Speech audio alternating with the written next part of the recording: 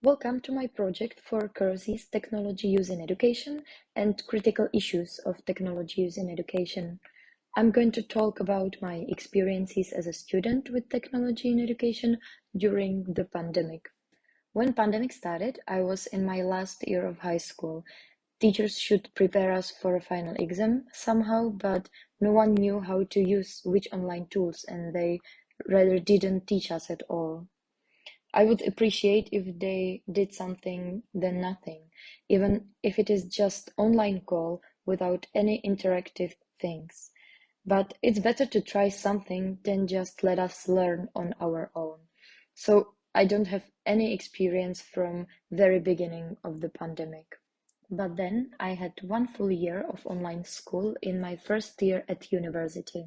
Most teachers just prepared a PowerPoint presentation and they used it during online meetings. We usually used Microsoft Teams or Zoom.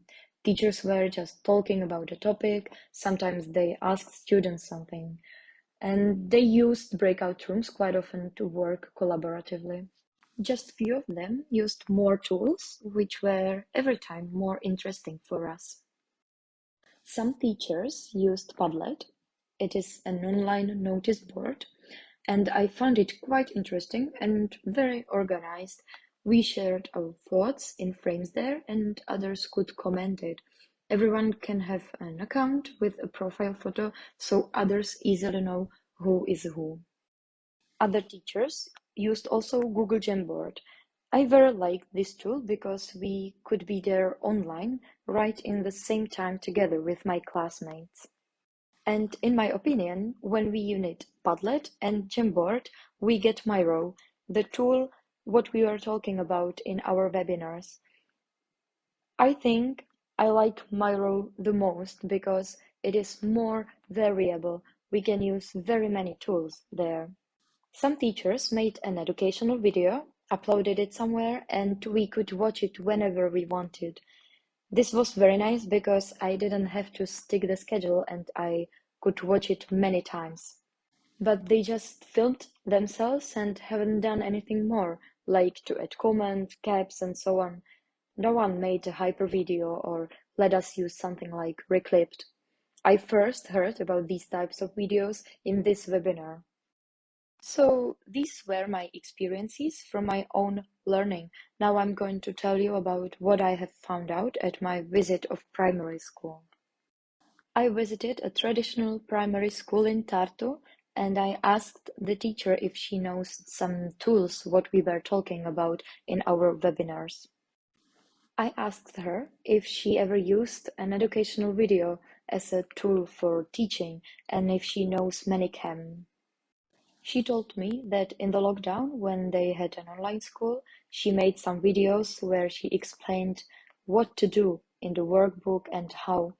She uploaded it on the YouTube for children, but she just made a video on her smartphone and she didn't use any special app for it. And she doesn't know Manicam. My other question was if she knows a hyper video or if she has ever used it. And you can see the answer. Then she told me they used just Google Meet every time for calling, and they still use it for ill pupils. They can participate in lessons from home. She has a camera on her table which is filming the board and children can see it. When I asked her if she knows Gather Town, she told me that maybe she has heard about something like this, but she has never used it. And when I asked her if she has ever filmed her lesson for any purpose, she started to laugh. She told me that she has never done this and she would feel very weird.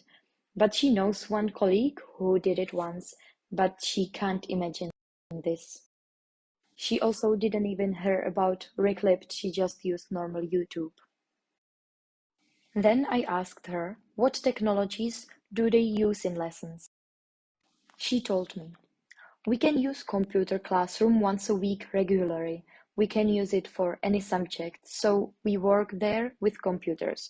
Also, we sometimes use laptops. Our school also has tablets for pupils, but they are old and quite slow.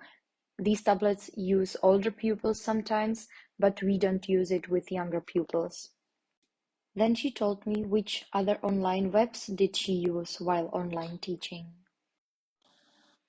First, what she mentioned was Wizard.me. It is an online web where you can create an interactive worksheets, or you can just use some which are done already.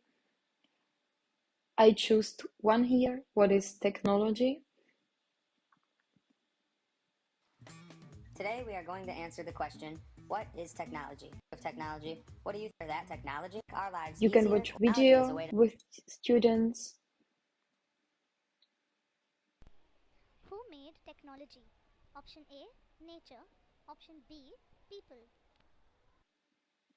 And then they can answer other questions which are connected with the video. You can also choose subjects, grades, what you need, or languages.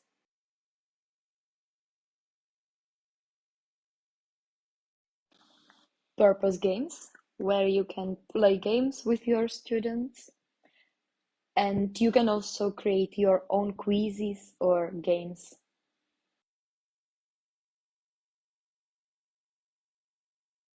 Then learning apps, where you can also create some quizzes or games for your students. Jeopardy Labs, which allows you to create a customized Jeopardy template without PowerPoint. The games you make can be played online from anywhere in the world. Live worksheets, self-correcting interactive exercises that the students can do online and send to the teacher. And for tests, they used Google Forms. So it looks they didn't use tools what we were talking about in our webinars, but they used other interactive online apps. I think the teacher chose them because they are suitable for primary aged pupils. And I have to say I really like them, and I will definitely use them in my own practice in the future. In my second part, I'm going to talk about critical issues that I have encountered in my project.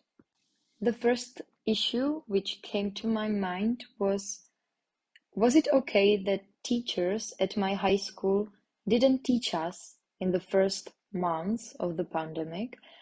Because maybe I shouldn't blame them, because at that time no one knew what would happen next. And it had to be very hard for them when they didn't know any suitable apps for teaching. Second one, should teachers at my university use more apps, online webs, and other gadgets to have more interesting courses? Would that be necessary?